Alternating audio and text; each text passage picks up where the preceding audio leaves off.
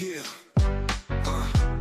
DS walk, daredevil walk, signature finisher, let's go. Mic check, fade in, red light on, DS in the chair, new day, sing dawn. Got notes in the pad, got truth on deck. Ask real tight questions, put respect on the check. We break plays down, then we break them again. From the huddle to the hustle to the how we would win. You can hear grind talk in the breaths we take. Every story got a scar, every star got weight. It's that signature and finisher talk. Standing every show with DS walk. Daredevil J, bring the flame, no fear. If you came for the real, park right here. It's that signature and finisher talk. Running to the air, we don't never come short. Turn the volume up till the doubt disappear. If you came for the real, park right here, never drop in. Whole move, switch lanes, spin facts so sharp, cut straight through games. We don't chase bright noise, we just chase that proof. Put the mic on it. Welcome to the Signatures and Finishers podcast. Yeah.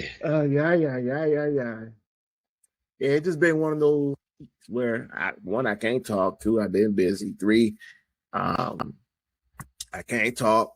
4, I just seen the Michigan Wolverines won yesterday, so I'm kind of excited about that. And 5, the Pistons on a 4-game losing streak. 6, let's get to some wrestling.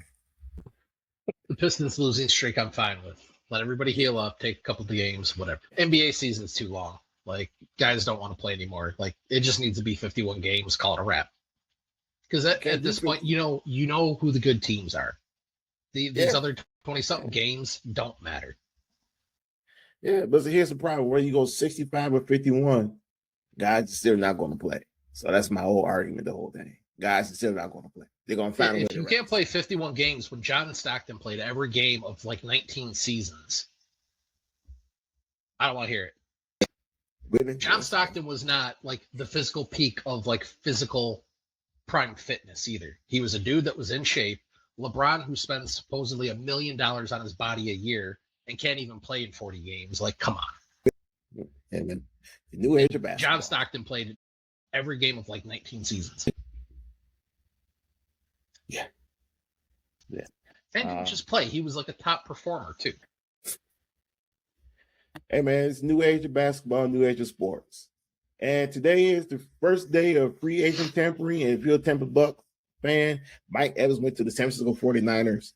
Calm down, chill out, go cry somewhere else. I mean, to be fair, I love Mike Evans, but he's a little broken down at this point. You're not losing a whole lot. Yes, he is. And that was your take on the NBA and NFL for today. Started on the gather step. Yeah. If you want to see more, just tune in to the DS Walls W podcast tomorrow. So let's get to some wrestling because a lot of things, some things that happens. There are some things that I kind of feel the W has done right. One, that Road Dogg quit, or fight, whatever you want to say. The bad thing is Bruce Pritchard, Michael P.S. Hayes, and I forgot the other guy, who are all part of the poison of Vince McMahon, is still there. It's true. So Road Dogg quitting, like I read that it was based off of like his annual evaluation that he didn't agree with. I don't care. He hasn't had that prominent of a role in months, so him quitting doesn't change anything. Unless you go through and wipe out everybody in that creative team, all the way up to Triple H, it's going to be the same shit. Yeah, 100% agree. Now, I want everybody in the IWC, excuse my language, all you guys are weird. I'm just putting that out there. All you guys are weird. You guys out there stalking people. You guys out here buying bots for negative comment views on Cody Rhodes winning the championship, which we'll get to. You guys, I have nothing to do with any of that because I don't even know what you're talking about right now. Yeah, okay. I'll explain that to you. I'll explain it to you. You guys, this IWC you keep bringing up the last couple of weeks. What? The wrestling community. Yeah, you got to tap in with them, man. You got to tap in. No, actually, don't tap in with them. Just take my word for it. Just take my word for it. Look, man. Me and you are wrestling fans, right? We love but wrestling. I also have a life. Right, me too. So that's why I don't know what you're talking about.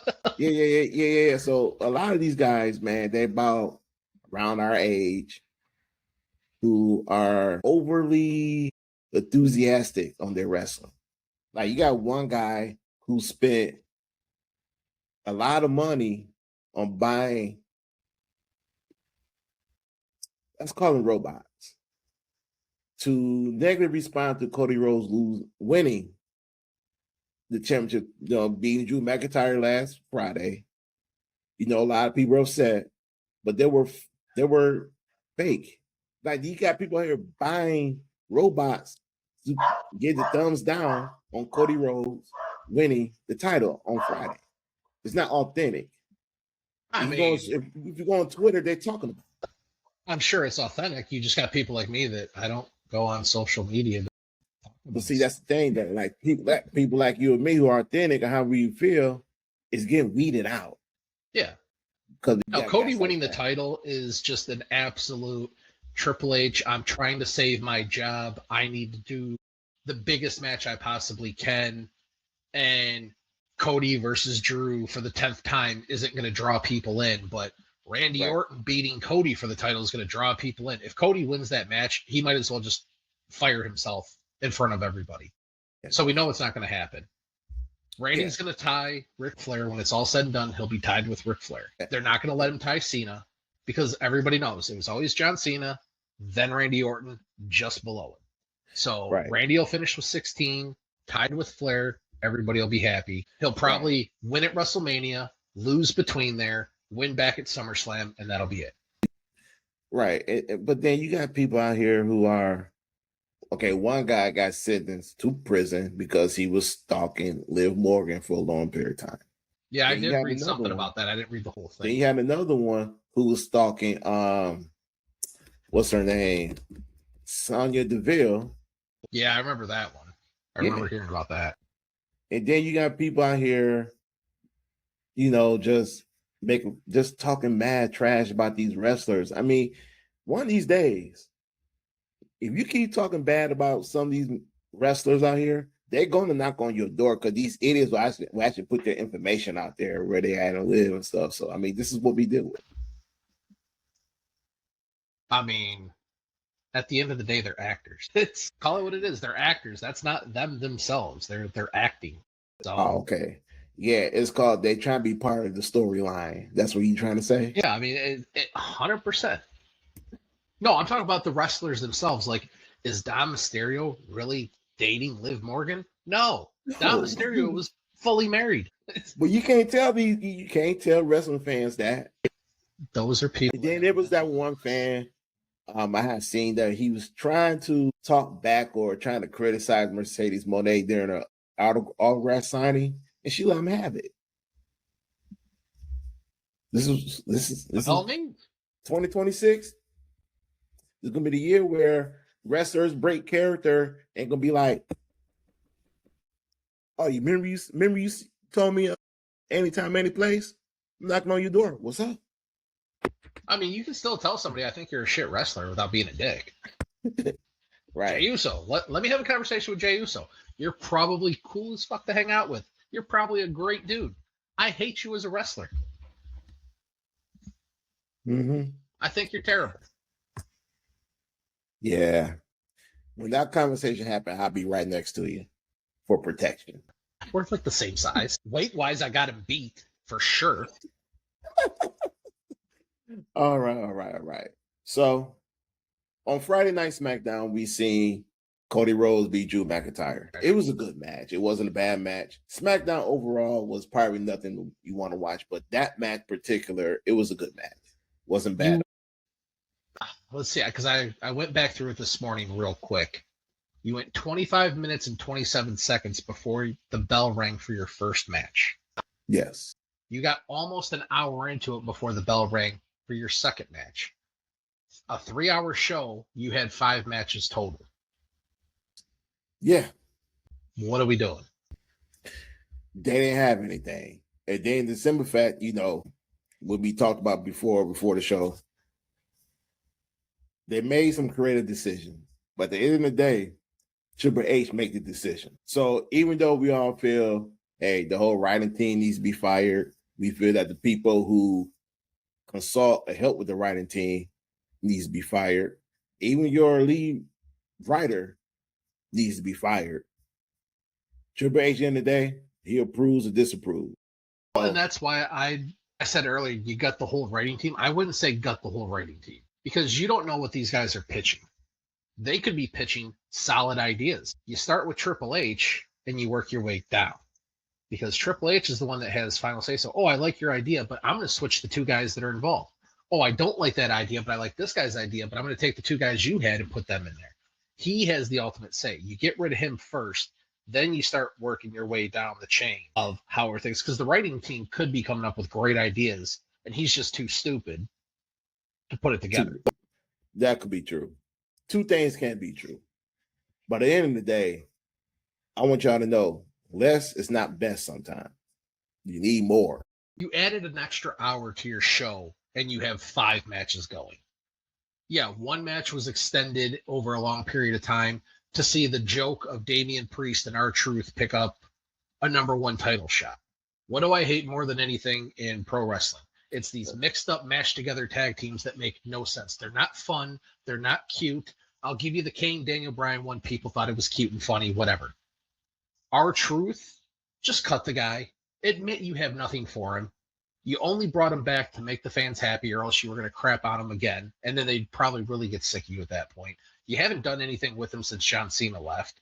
You're throwing him in there with Damian Priest. That's not helping Damian Priest's career. And Damian Priest is not getting any younger. Damian Priest has to be getting close to 45 at this point. Man. And you're making him a tag team wrestler. When Los Garza looked incredible on that match.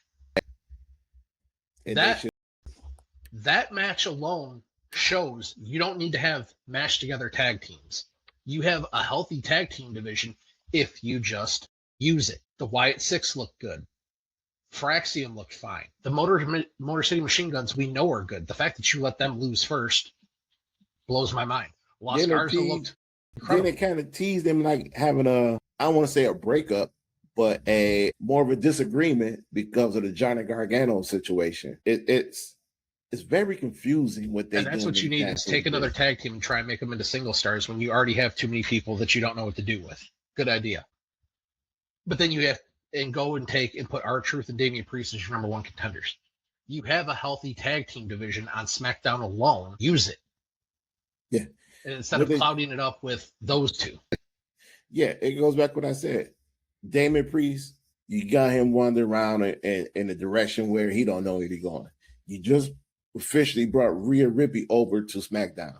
Put them two together, their team. Rhea still, going to do her thing with the women's title, fighting Jade. But you put her and Damian Priest together, then you have something right there. Then you can build off of that. Nope. We don't give you R-Truth. A bottless R-Truth. And that's the thing is like R-Truth isn't providing any value at this point. You're not using him as a comedy routine. He's not his own wrestler. He's just out there imitating John Cena. It's not doing anything to move a needle at all. Just do the guy a favor and cut him.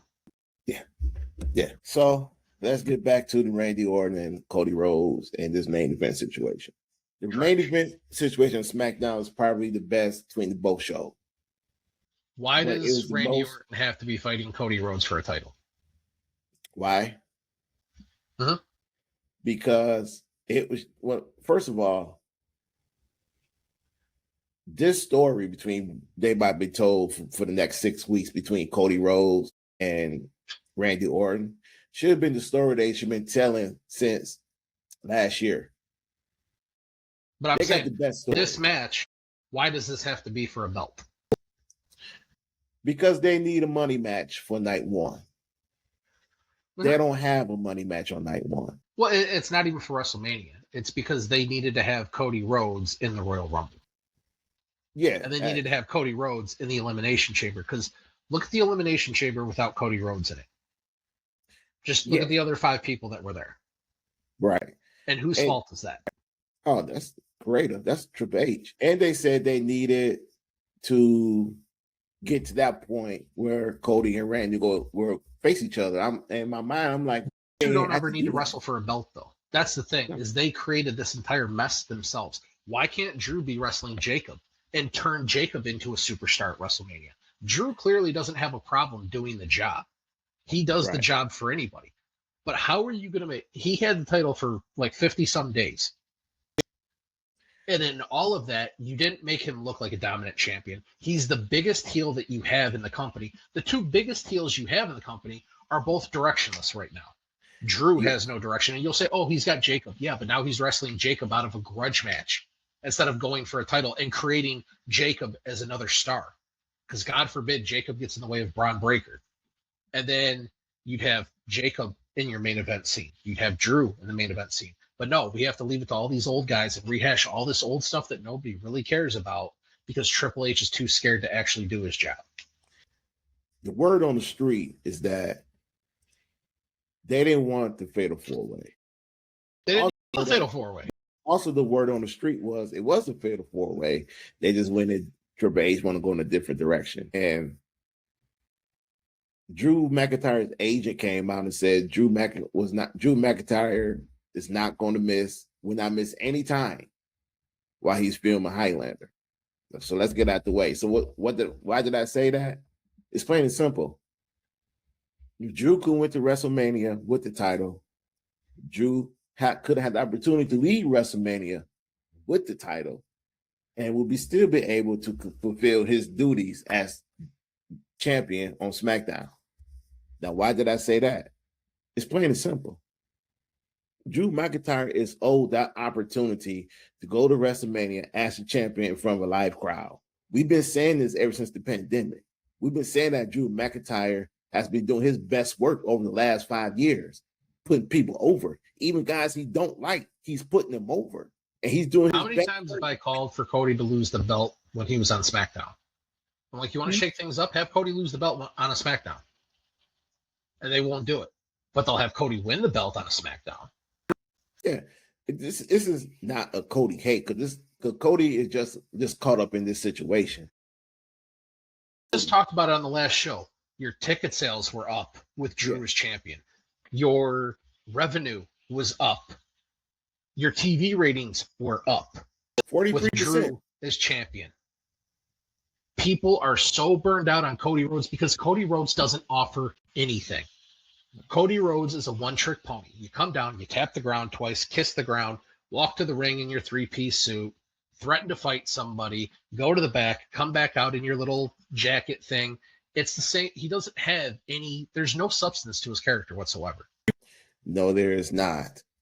And it's unfortunate because I don't think Cody deserves what he's getting right now, but yet the WWE has put him in a situation where people are tired of him, people are burnt out of him, but yet everybody wants to see Drew McIntyre get his just due.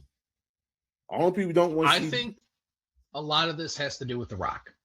As weird as that sounds, The Rock is the one that said, I think on one of his tweets a year or two ago, that Drew McIntyre was the next big thing in WWE. He should be. He wasn't lying. He's the best heel that you have by far. Like, Gunther needs a lot of character work and needs a lot of love with who he's working with to make him look credible.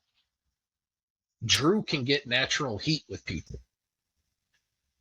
No, everything we saying on this show right now. No one. I should name this show The Rock. The Rock was right.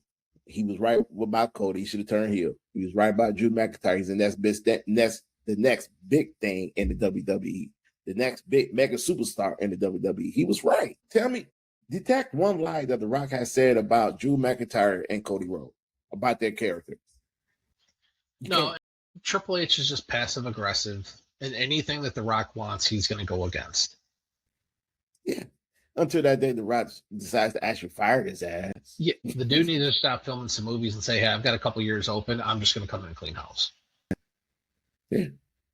Anybody that's watching SmackDown or Raw thinking like this is prime WWE, you don't know what good is. Like, this is all bad. And we also got to throw in the simple fact that by Cody Rhodes being champion, it would help out the ticket sales at WrestleMania. It's proven that it doesn't, though. Cody was selling more and doing more as champion than Drew was doing more than Cody was.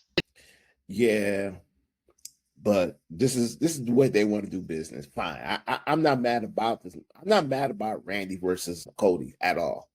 In fact, my whole concern about this whole thing is, are they going to put Randy over, or are they going to have Cody go over so that at SummerSlam he will lose the title to Jacob? That's what I want to know. Because to me, that's the only thing that makes sense. Well, you have to plan it that Randy is going to get 2 titles. You also don't know how much longer he's going to go because he's pretty broken too. So they're going to have to cram those 2 titles in a pretty short order to make sure that he's still around physically. Because again, he goes out with random injuries for months at a time. Then he shows up, he's around for a month, and then he gets hurt again, and then he's gone for months.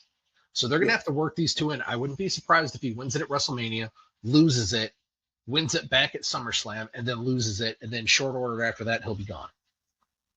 So what are you telling Jacob? That you got to wait? Yeah. I mean, their whole game plan, let's go back. This all started when Seth Rollins got hurt. By him being hurt, it hurt the original plans for WrestleMania. So we would have got Seth and Roman, and we would have got Punk and Cody. And what does that tell you? That's how limited of a scope that they have. In a business designed that is based on fan reaction, that can also be enhanced or multiplied by injury or unavailability, because you let these guys go out and do movies and everything else. You had one flat, straight line of, this is the story. Well, now this person got hurt. Okay, we're going to pivot to this. This person got hurt. Look at the whole Vision thing. Your entire Vision story is dead. It is. So, but just going back to what you were saying with the whole main event, that's what they were planning on. Then they had to pivot left and right, and now they don't know what they're doing, to the point that they're not even telling coherent stories. Let's go back to Drew and Cody when the referee was clearly screwing Drew. Yeah, they brought that up on a Raw. Drew got fake suspended for like 2 weeks, but they've never done anything to address it. They touched on it again on Smackdown, where that same referee was the one that came out, but they're not doing anything. They should have already used that to turn Cody heel. They're probably going to not let Drew get that payoff, but they'll use it for Randy to have Cody try and cheat to keep the title against Randy, because that's how limited their thinking is. And that'll make Cody heel, and everybody will boo him all of a sudden, and it'll just show that WWE fans don't think for themselves. They just immediately go with what they're told to do, and that'll be it. But they don't do any payoffs to their stories. That's the biggest problem. And that's why I brought it up. You have Jacob, who's been back for what? He's been back since a month and a half. About a month and a half. Yeah, basically since the Royal Rumble. Hasn't said who injured him in the story or anything like that. Just keeps attacking random people. Yeah, so he accused Drew, but Drew said it wasn't him. Drew said if I would have done it, I would have glowed about it. So since we know that wasn't Drew, then who? And it goes the same thing. Who attacked Jey Uso? Don't you think you would have announced who did it already, so that way you could build that story to WrestleMania? Or even better, maybe if you'd show the footage who actually did it. Yeah. But you could have been building this all the way up to WrestleMania. But they're like, nope, we're just going to have Jacob come out and randomly attack people. But yeah. So again, Jacob accused Drew. Drew said he didn't do it. So the match itself was between Randy and Cody was good. The only part I had was that you had Jacob come out. He interfered, but he just took the chair from Drew. So that was how basic can you get, unless there was a botch somewhere in that match. It needs to come out that Cody's the one that did it, all at the same time. Since you haven't announced it yet, you need to just have it all come out roughly at the same time at WrestleMania. Cody's the one that did it, and then he's colluding with the referee to try and keep the title, screw Randy, and just let all the heat on him at one time. So basically, you saying that'd be the easiest way to garnish heat and make Cody a heel by saying he attacked it, that he attacked Jacob. He's in cahoots with the officials. Yeah. The problem is they're not doing enough with the officials to build that part of the storyline up. It was blatantly obvious during the Drew matches that they were showing it, but they haven't done anything with it with that same referee or other referees to build a story on it. It's like they thought of it is an easy out, and they haven't wanted to do anything to follow up with it. But does that fall under the category of the officials are selling their soul to Cody Rhodes? No, it just means that Cody has to cheat to win, and that's what he's been doing to hold on to the title. That would help explain a way for them in a storyline capacity of why Cody always has the title. But that's the same thing. Whereas the final boss was trying to do for Cody. Uh-huh. So why they ain't make Cody heel back when? Because Triple H had this wonderful idea that it would be a great thing to flip John Cena's character around, and then serve him up with nothing to work with. That's hilarious. It's the same thing. Might as well just say, "Hey, Cody, we asked you to turn your heel when a final boss asked you to sell your soul to him, because now that would have made more sense to what he's doing now." Yeah. No, I mean their whole thing it's a disaster.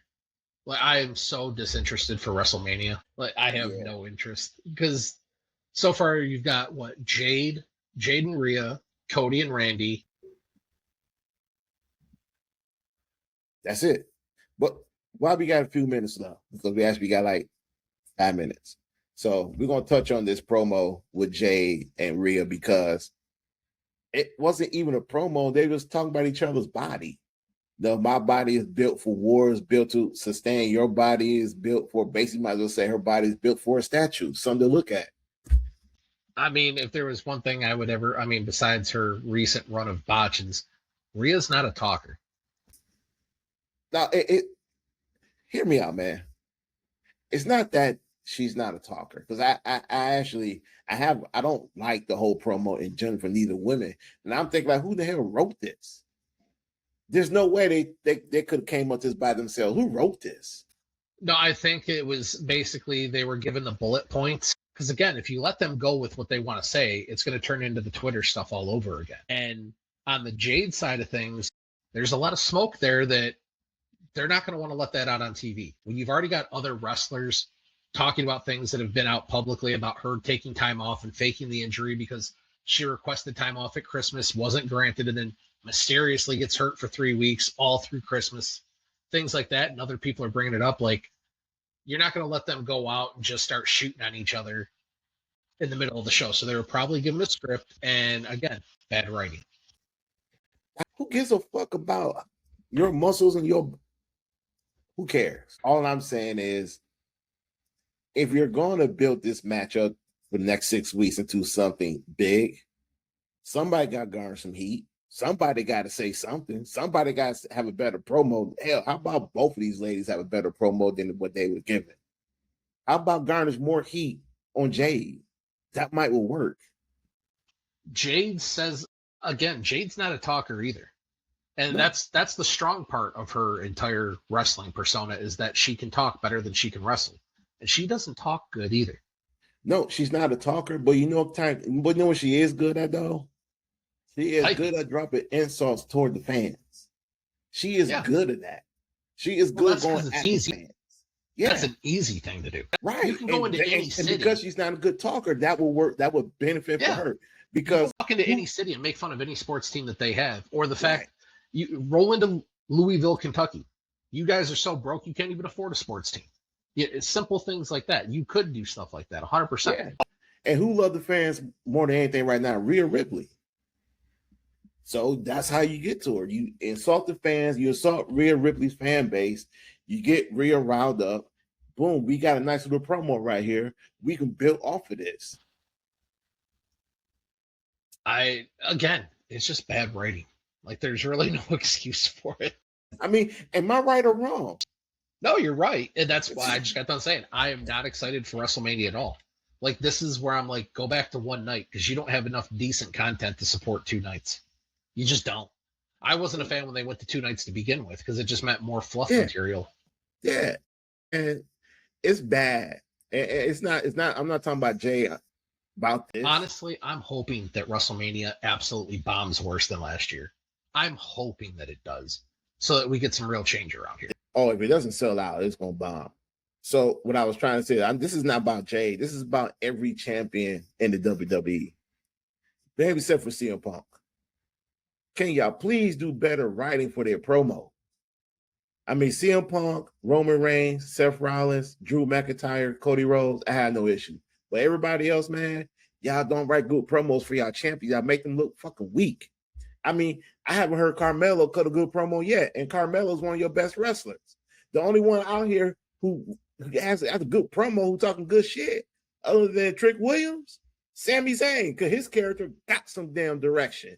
You know his direction? You know his character direction is? Loser. He don't even know, but it's good because he's frustrated. He's pissed off. Next minute, he's sad and confused. He don't know if he's a good guy, bad guy. You don't know. It's like Sammy, voices are talking to him. Now, who in the hell we always say, voices in my head is talking to me? Randy Orton. Where is it? That's the only one here that got some good creative direction. Everybody else don't even know. And Sami Zayn is not even a freaking champion. Nor should he be. Should he be or should he not be? He's not even a freaking champion. Carmelo Hayes, he's your champion. Your tag team. Trick Williams cut the best promo right now. And Trick is being Trick. No offense. I mean, for Trick Williams, they just need Terrence Howard to come out at WrestleMania. Just have him come out full DJ mode with his version of Whoop That Trick. That's all you got to do. Yeah. That would be by far the most entertaining thing at WrestleMania. Yeah. Terrence Howard versus Trick Williams. Yeah. All I'm saying is that all we're saying is we have no problem with Cody winning, because if Cody wins, you got basically an extra match at WrestleMania. Drew and Jacob. There's no problem with that. The problem is that those are the only four wrestlers on SmackDown that the creative team has been paying attention to, whereas everybody else, from Trick to Carmelo to Jade to basically y'all just fucked over all the women over there in their creative direction. They're up here busting their butts and just trying to make the WrestleMania card and trying to make and get. Well, I'm sorry, I can't talk. I'm so mad.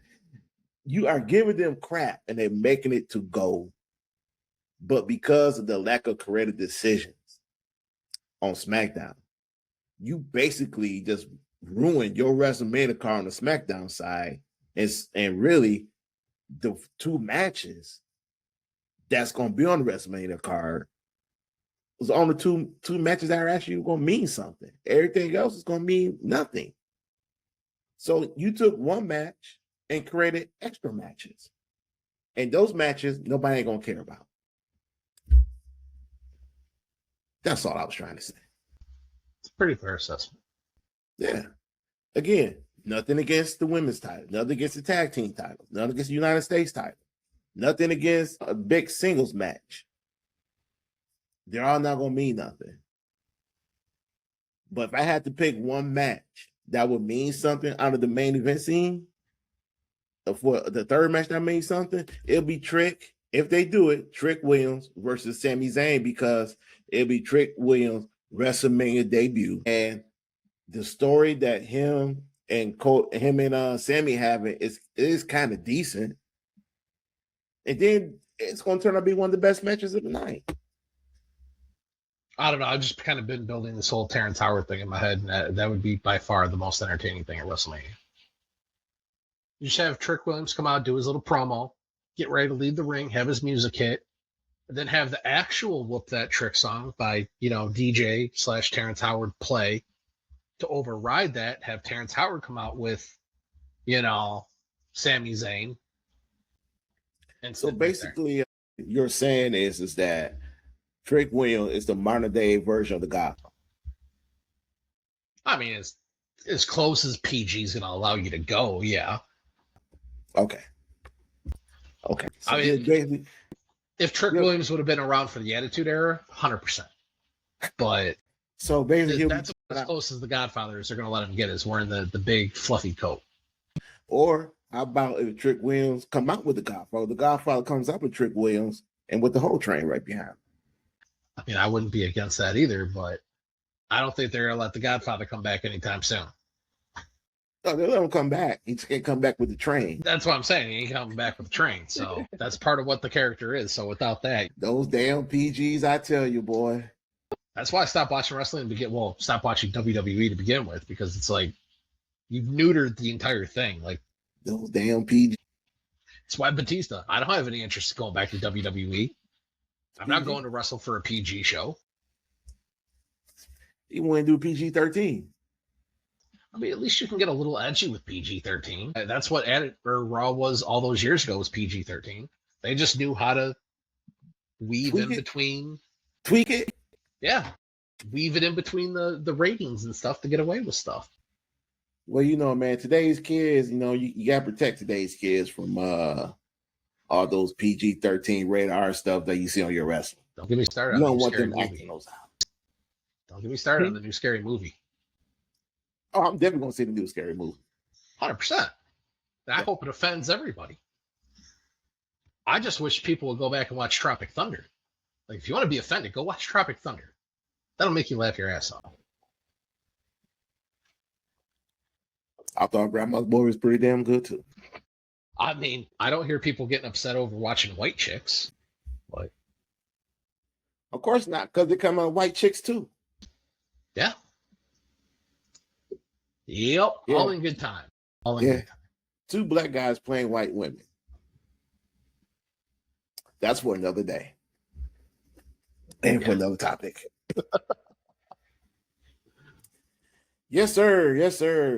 So that's where we are with Smackdown. It was trash. Yeah. So make sure everybody watch Raw tonight. We will find out something of a creative direction where they're going with the rest of the card. Because we already know CM Punk versus Roman Reigns is happening. We see their promo last week. We know Roman Reigns are probably on his plane thinking about what he wants to do with CM Punk or what Punk said to him last week. So other than that, I'm only thing I'm looking forward to Raw tonight is seeing what they're gonna do with Penta and what they're gonna do with the Judgment Day, as far as Mysterio and Finn Balor. Other than that, I don't expect anything big come out of Raw. I mean, you think if they were going to focus on giving Finn a push, that they would have, had him drop the title to Finn to break up the Judgment Day, but what do I know? You don't know nothing. Exactly. Yeah. Exactly. Yeah. So, everybody, that's today's show. And we will see you guys later on this week. And make sure you tune in to Raw, SmackDown. Oh, and please watch from House of Glory, because that match on Friday was pretty damn good. So make sure y'all watch again. This has been the Signatures and Finishers podcast, hosted by Double J and DS Walk. You should said it right that time. Yeah. It's just you know what? For our next show, I won't be introducing us no more. I'm gonna have somebody else do it. Okay. I'm gonna have somebody else do it. That's fine. So that person will be created and ready to go on Saturday. So make sure you guys tune in to see who's gonna be doing the introductions. Because it should be Macho Man. It should be Macho Man, or it could be Paul Heyman, or Bobby. Paul Heyman wouldn't be. Or Bobby. No, it should be Joey Styles. Joey Styles? Joey Styles. Okay. Let me use my lifeline. I'm gonna call Joey Styles and see if he's up to doing these. Hey, we need an introduction. So, all right, everybody, we up out of here. Peace and love. Enjoy your Monday. Later.